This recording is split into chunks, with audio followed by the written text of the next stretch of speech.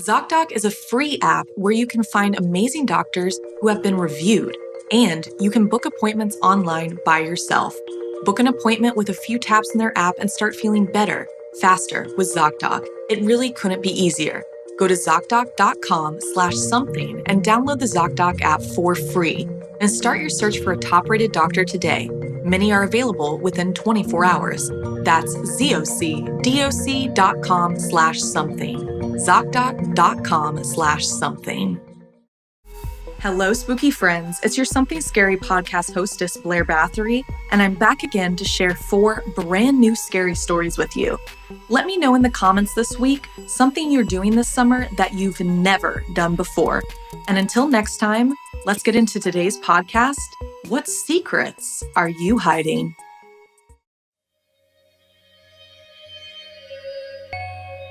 Hello, I'm Blair Bathory, and this is the Something Scary podcast. Thank you so much for being here, whether this is your first time or you're one of the brave souls who join us every week. Before we get started, I wanted to take a minute to thank all of our patrons for joining us to help Something Scary do all the things that we do. It's not easy being dependent on ads, and we are so grateful for everyone who chooses to join on Patreon and help us keep bringing you weekly episodes. Go to patreon.com/snarled to join the Something Scary community. You'll be happy and scared that you did. Everyone knows that one person who loves to gossip, and that one person who knows how to keep a secret. It's good to have that friend you can confide in, someone you trust to keep your darkest actions and thoughts confidential. But certain secrets, when unveiled, possess the power to shatter lives and unleash irreversible consequences, leaving behind a trail of destruction and despair. So what secrets are you hiding? First, a wish you could take back, followed by college confessions, then a reality of lesser evils. Finally, in our featured story, a deadly family secret. So, want to hear something scary? What secrets are you hiding? Sometimes terrible things happen because you're just in the wrong place at the wrong time. But sometimes you're the one who has to put yourself there, like in this story inspired by Colin Austad. Henry learned about the old wishing well when he first moved to the small town of Coopersville. It was at the local bookstore while browsing for inspiration for his next novel that he overheard a woman whispering to her friend. "I'm telling you, I heard her," she said. "No, you didn't," her friend snapped back. "And you know you're not supposed to be over by the well in the first place." There was a pause when the young woman spoke again, and this time, her tone was fearful. Henry listened as she whispered about wanting to see if the stories were true and admitted she'd thrown a penny into the well. Both women fell silent when Henry appeared in their aisle. He gave a charming smile and asked where the well was located. After a moment of silence, they said he must be new there. Henry admitted he'd just moved there about a month ago and was an author. He was curious about old legends. "Well, this is one legend you don't need to know about," the friend replied curtly, and before Henry could ask another question, both women were gone. Undeterred, he returned home and began scouring the internet for information on the old well. His research led him to a chilling discovery in a newspaper from the early 1940s. The article recounted the tragic fate of a young woman named Penny Dawson, who had been found dead at the bottom of the well. Rumors circulated that Penny had been pushed into the well by classmates, who then got away with murder. It was also believed that Spirit remained trapped, forever looking to seek revenge on her tormentors. According to local accounts, the well possessed the power to grant any wish when a specific poem was recited. Determined to unravel the mystery, Henry searched online forums until he finally uncovered the elusive verses. With a grin on his face and a penny in his pocket, Henry set out that night to find the inspiration for his next big hit. The streets were dark and empty as he drove through the town, and after a few initial wrong turns, he found it. The well was in a small park towards the center of the town. It seemed the locals had tried everything they could to keep people away. There was an iron fence around the structure with large metal signs that proclaimed, "Keep out," and "Danger, do not enter." A small gate was secured with a heavy padlock, but with the help of a pair of bolt cutters, Henry made his way through and walked up to the well. The ancient bricks wore the stains of time and neglect, adorned with countless pennies scattered along the rim. With a gleeful toss of his own coin, Henry recited the poem aloud. Penny, penny fell down the well. Penny, penny couldn't yell. One last wish and one last breath. Penny was pushed to her death. Penny, penny, here she comes. Penny, penny, better run. Lock your doors and blow out the lights. Penny seeks revenge tonight.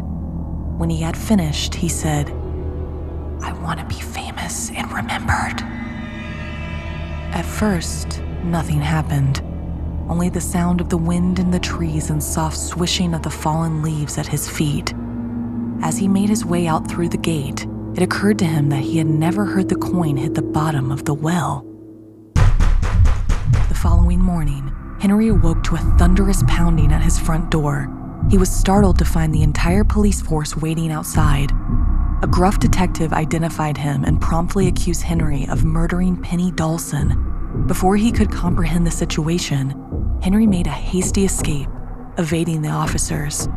Running through the town, Henry found himself drawn back to the well, sirens blaring in the distance, and the townsfolk in pursuit. Desperation gripped him as he snatched a penny from the well's edge, screaming, "Take it back!" He hurled the coin into the well's darkness, begging for the reversal of his wish. From the well's depths, a faint giggle resonated. Henry, filled with regret and struggling to recall the poem, panicked at seeing the approaching police cruisers. Pressed against the well, he cried out, "I wish I wasn't here!" As the officers reached the well, all they discovered was a fresh coin perched on its edge, but Henry had vanished without a trace. In response, the townspeople sealed off the well with a thick slab of concrete so no one would be able to throw their coins in and their lives away again. Nevertheless, locals claim to still hear chilling, haunting laughter and anguished, maddening screams emanating from the silenced well. Would you be so brave to go exploring something like this by yourself? Does your town have any dark rumors or urban legends that everyone knows about?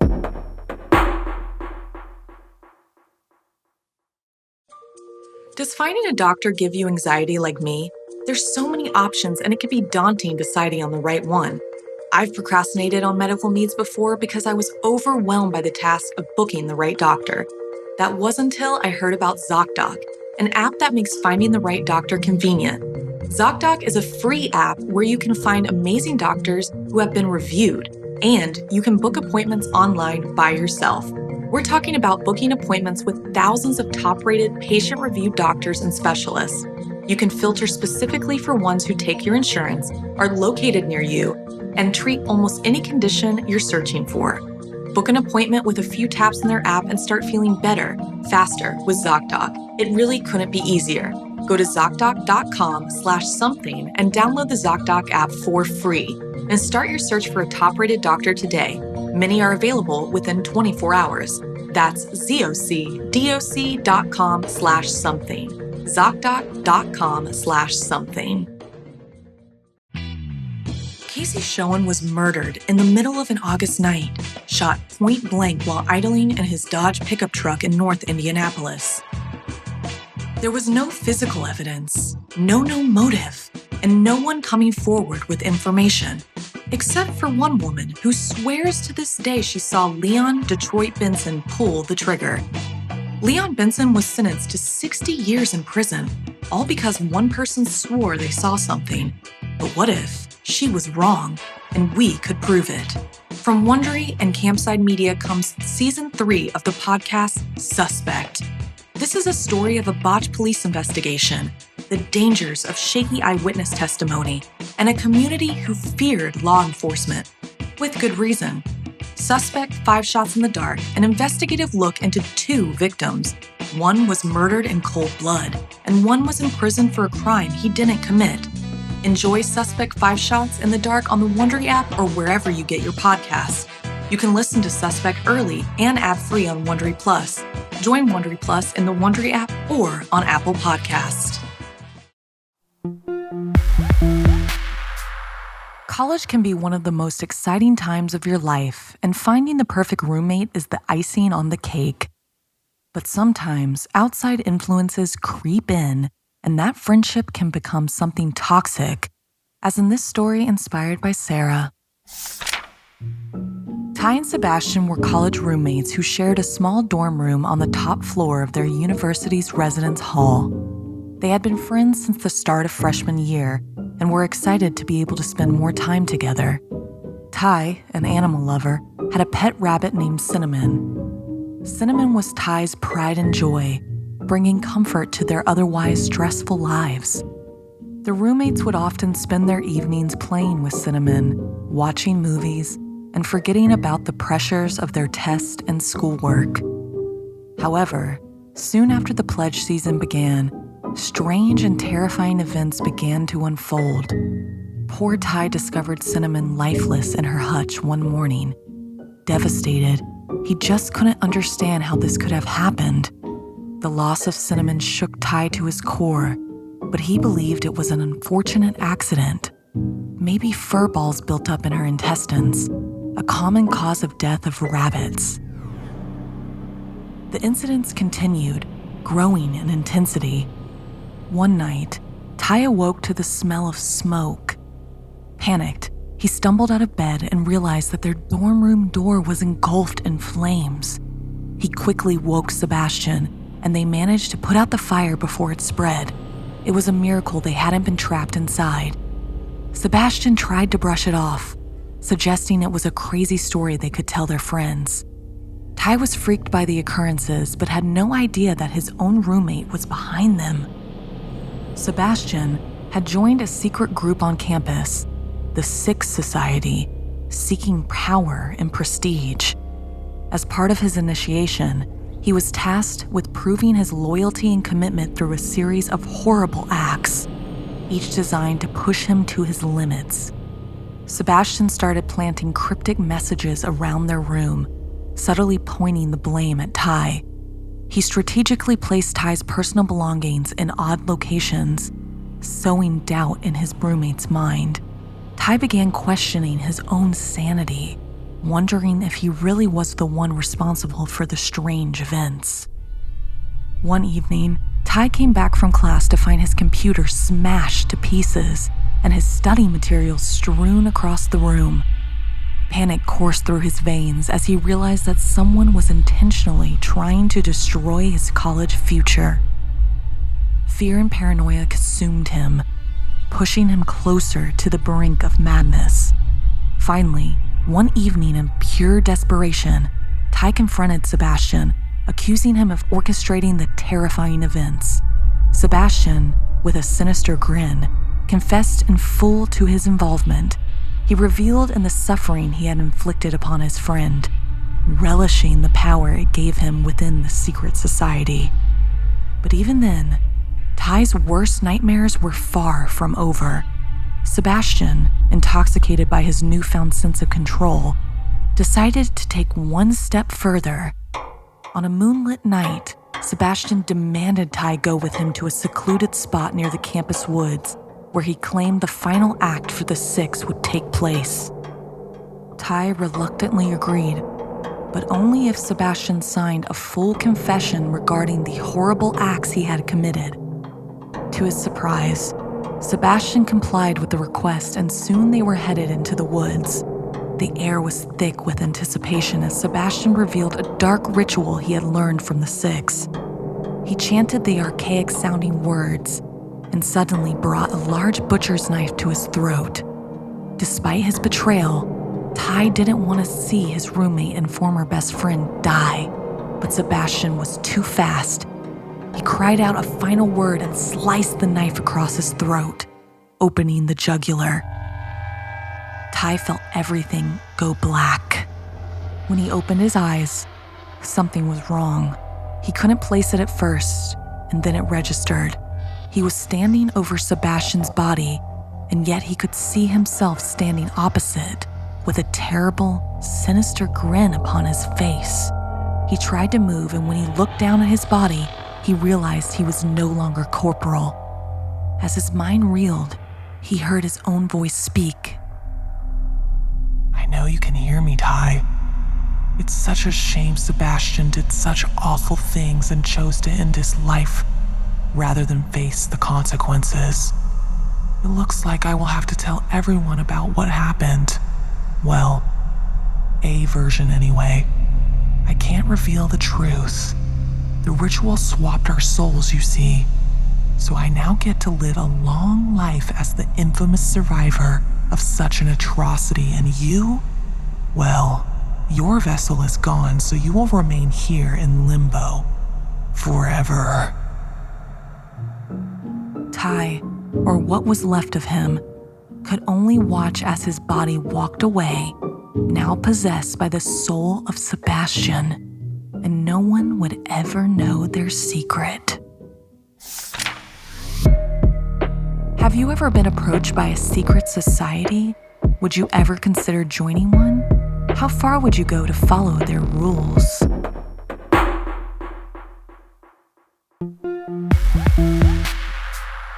Sometimes it's difficult to understand our parents until we get older and realize the terrors they've endured. Like in this story inspired by Victoria. My name is Sakura, and I will never go to my grandma's house again. It all began when I was just a kid. My mother was struggling with a lot of issues, and the authorities thought it would be better if I was sent to my grandmother's. My mother protested, but she lost that fight. Gram, on the surface, appeared like any other doting grandparent. She baked cookies and performed all the nurturing acts expected of her role. But beneath her kind facade, there were rules I had to follow. 2 were absolute. The first, never to mention my mother, and the second, never to venture downstairs after bedtime. These rules, enforced with stern seriousness, piqued my curiosity. But as a naive 7-year-old, I didn't know how to process the unease I felt. I bounced back and forth between my mom and Gram, but when I turned 8, my birthday brought disappointment rather than joy. My mother, consumed by her own issues, failed to acknowledge my special day. It felt as if she intentionally drowned herself in alcohol, and so I chose to go to my Gram's. Gram, witnessing my despair, wore an unfamiliar expression, one that spoke of anger and resentment directed at me, as if I shouldn't be there. What had I done to deserve such intensity on my special day? We shared an awkward silence, broken only by the sound of cake cutting and forced small talk. I attempted to engage in conversation, but her mind seemed distant, preoccupied. The energy in the room grew increasingly chilling, a sign of what was to come. Drained from the lackluster celebration, I went to bed, desperate for rest. The air felt suffocating, its weight pressing against me as I scanned the room. Nothing appeared out of the ordinary, yet a lurking presence remained just beyond my line of sight. I caught the glimpses of a dark entity in my periphery, a grotesque figure with a wide, unnaturally carved smile that stretched from ear to ear. Its eyes lacked lids, a menacing sight that sent terror coursing through my veins. Before I could even scream, a hushed silence enveloped me. It was as if the sound had been stolen, swallowed by the darkness. I thought I had cried out, but my voice had betrayed me, and somehow I fell fast into an exhausted slumber. Hours turned into an entire day, and still, Gram did not return. The looming night outside matched the growing dread within me. Alone in that dimly lit house, I sought solace in the comfort of television, attempting to distract myself. But suddenly, my vision blurred, as if unseen hands tampered with my sight. Darkness seeped in, accompanied by an eerie ticking sound, a haunting reminder of the passage of time. And there it was again, the spirit materializing in front of me. Its form consumed all light, a manifestation of pure malevolence. Before I could comprehend the gravity of the situation, I found myself back in my own home, the spirit fading into nothingness. Had it all been a dream, or was this some sort of twisted reality? I was awakened by a creaking noise. As I stumbled back into consciousness, I looked up and saw my Gram. The clock said 4 a.m. Just as I was about to ask where the heck she had been, I gasped. She was floating above the floor. Silence filled the room as she glided over, hovering over me. I was frozen in fear. Sure, I would pass out. In that moment, her eyes penetrated my soul. "Now you know my secret," she whispered, her once sweet smile contorted into an expression of unimaginable horror. Before I could respond, she was suddenly behind me, her voice chillingly close. "I am not human, Sakura." Her words echoed through my mind, sending waves of terror crashing over me. And then, in an instant, she vanished into thin air, leaving an empty house and a shattered reality behind me. Days turned to weeks, yet the emptiness persisted. Gram, as I knew her, never returned to the house. Locals speak of seeing a spectral figure in the windows, a smile etched upon its face. But that haunting grin is a constant reminder of her dangerous, dark secret. From that day forth, I vowed never to return to my grandmother's house, understanding maybe for the first time where my mother's troubles stem from. The memories of that fateful night, the unseen horrors that lurked within, will forever remain etched in my mind. I will never forget. What would you do if you found out the person you thought was your family member was not of this earth? Would it freak you out? Maybe excite you? Have you ever had an experience like this? If so, tell us your story by sending us an email at somethingscary@snarled.com.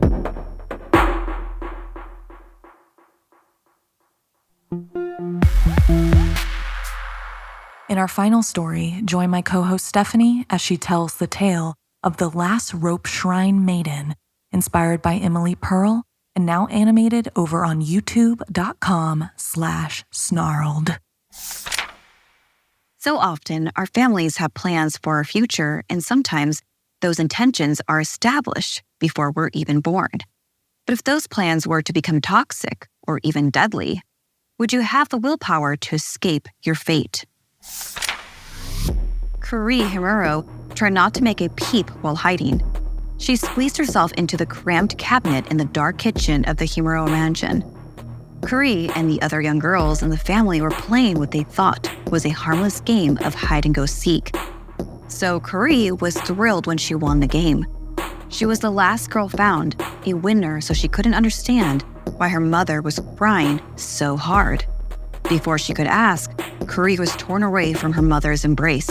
She was taken to a room in the mansion she had never seen before, one with padlocks and chains. Locked away, isolated and confused, she was fed through a small opening and only allowed fleeting visits with her tearful mother. It was during one of her mother's visits that Kuri learned their terrible family secret. Deep beneath the grounds of the mansion lay a portal to hell, and it was her family's sacred duty to keep it closed. It was the only way to keep the family in good fortune and safe from the demons that lurked below. The method they employed to seal the portal was a gruesome Shinto practice known as a strangling ritual. Every 50 years, they would play the twisted game of hide and seek with the young girls in the family. The unfortunate girl who was found first would be blinded for sacrifice. The final girl, however, would bear the burden of becoming the rope shrine maiden. The strangling ritual would then be performed to protect the family from malevolent forces. Carrie wept for her cousin who had been found first and endured the terrible fate of losing her sight. With dread in her voice, Carrie asked her mother, What happens to me?" Her mother reluctantly explained because Carrie was the last to be found, it was believed she possessed holy powers, including being able to hide from the devil. That power would prevent the demon's escape and ensure the family's safety for another 50 years. Carrie begged for more details about her impending fate. Her mother, unable to meet her daughter's gaze, told her she would be the next rope shrine maiden, but would reveal no more. She tried to reassure Carrie that one day she would save the entire family, protecting them from misfortune and the devil himself. Days turned into agonizing blur for Carrie. She barely ate, her gaze fixated on the window as she yearned for a different fate. She often wondered why she didn't just hide somewhere simple like the others. Oh, how different life would have turned out. And then, amidst her despair, she saw a young man riding his bike past the mansion. Their eyes met, and in an instant, love blossomed. Every day he would ride by and they would exchange smiles, their hearts longing for each other through the cold glass. This newfound connection with the young man became Carrie's only source of hope. But then the day of the ritual arrived. In the dimly lit depths of the dungeon within the mansion, Carrie's family members gathered, their figures concealed by flowing cloaks. They strung her up, tying ropes tightly around her limbs, chanting a desperate warning to the devil. Her body was torn apart by brutal force, limb by limb, using the very ropes that bound her. Despite the horrific sacrifice, her father was left in utter shock as he witnessed the portal to hell opening. It was evident that something was definitely wrong. Carrie's mother made a confession, revealing her knowledge of her daughter's bond with the boy. She admitted to witnessing the boy sneaking in through the window, the very act that compromised the purity of Carrie that was essential for the ritual, and it was also the very reason why she had been kept hidden from the world. Panic consumed Carrie's father. Another sacrifice was needed to seal the portal. He went on an uncontrollable rampage throughout the mansion, murdering every member of the family who stood in his way, desperately trying to protect future generations from the looming darkness. Now, if you dare enter the house, you'll find old crusted blood splattered across the walls, and eerie silence haunting the hallways. Should you take a photograph of a specific window, you may just capture the ghostly image of a young girl trapped within the glass, as if the family is desperately attempting to perform the ritual even beyond the grave.